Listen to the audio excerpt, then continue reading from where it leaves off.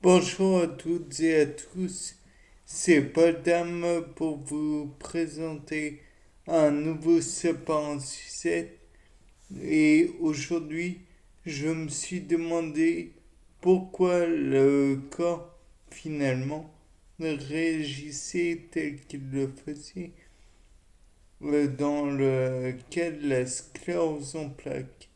Et donc, de cela, je me suis dit, peut-être que par la destruction de la gaine de myéline, il y a, par les globules blancs, il y a dissémination des potentiels d'action, comme vous le savez, potentiel d'action qui est finalement une façon de répartir l'information, euh, enfin répartir, produire, conduire et envoyer l'information jusqu'au cerveau. Et donc de là, je me suis dit que finalement, peut-être que c'était une façon pour le corps humain de dire il y a une surcharge d'informations, donc on ne veut plus d'informations et on la met hors d'état de nous nuire. Et de plus, avec cette théorie ou cette supposition qui est peut-être simpliste aux yeux des scientifiques et aux oreilles d'ailleurs, vient se coller une autre hypothèse. Peut-être que certaines maladies empêchent de produire des hormones, puisque le potentiel d'action est une façon de produire et d'envoyer, de conduire une information par, comment dire, par voie électrique, donc par voie physique, mais il existe toujours la voie chimique qui pourrait elle-même permettre par la concentration en matière de, comment dire, d'hormones, de transmettre un message plus ou moins fort. Si ce message est plus fort que normalement, alors il peut y avoir peut-être un dysfonctionnement hormonal.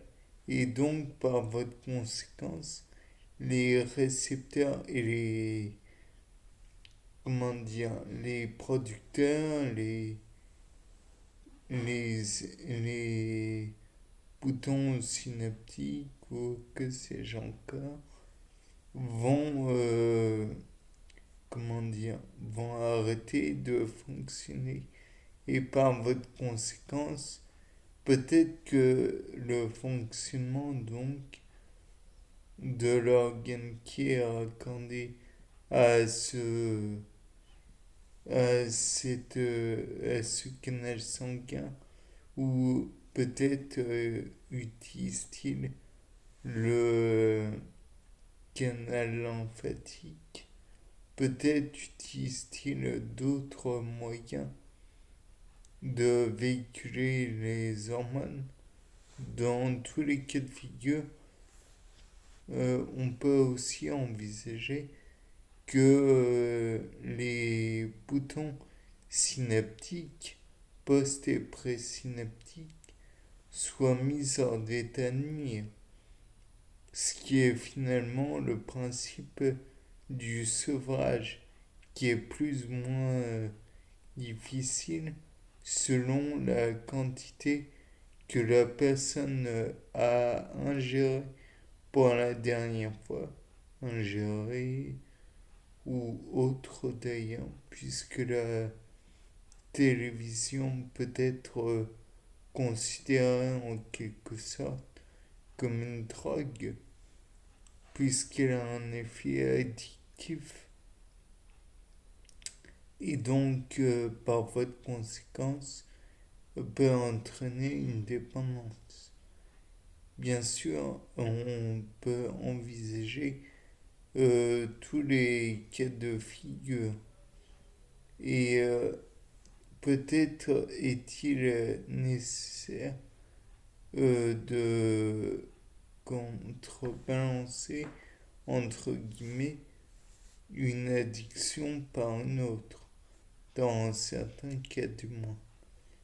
Ou peut-être est-ce que certaines addictions peuvent être régulées vraiment en manipulant le bulbe rachidien, les nerfs, et j'en passe, la colonne, la moelle épinière plutôt. Peut-être que l'on pourrait injecter des substances dans le liquide céphalorachidien afin de diminuer les problèmes de l'addiction. Peut-être que par votre conséquence, on pourrait envisager comment dire, des neurotransmetteurs ou comment dire, des petits électrostimulateurs qui engendreraient un courant et ferait euh, un, comment dire, un comportement qui donnerait la libération de la molécule de la récompense, dopamine ou sérotonine, juste en donnant un petit coup d'électricité. Peut-être que cela pourrait engendrer même des libérations pour les personnes qui prendraient des drogues très dures. Peut-être que cela pourrait être aussi des électrostimulateurs qui sont directement implantés dans le cerveau. Dans tous les cas de figure, j'imagine que cela pourrait être des opérations très complexes et très risquées, puisque l'on ne va pas jouer avec le cerveau sans risquer de faire des problèmes non négligeables à une personne. Peut-être que il existe des voies que l'on ne connaît pas encore qui pourraient nous aider à contrebalancer l'effet des drogues. John Pemberton, inventeur du Coca-Cola, aurait, d'après la légende que j'avais consultée, réduit son addiction à la morphine en prenant de la cocaïne, engendrant au passage une autre addiction. Je ne sais pas si la légende est vraie. Dans le cas présent, c'était pas d'âme pour un nouveau sapin en Suisse. Au revoir. Sapin en Suisse, c'était fini.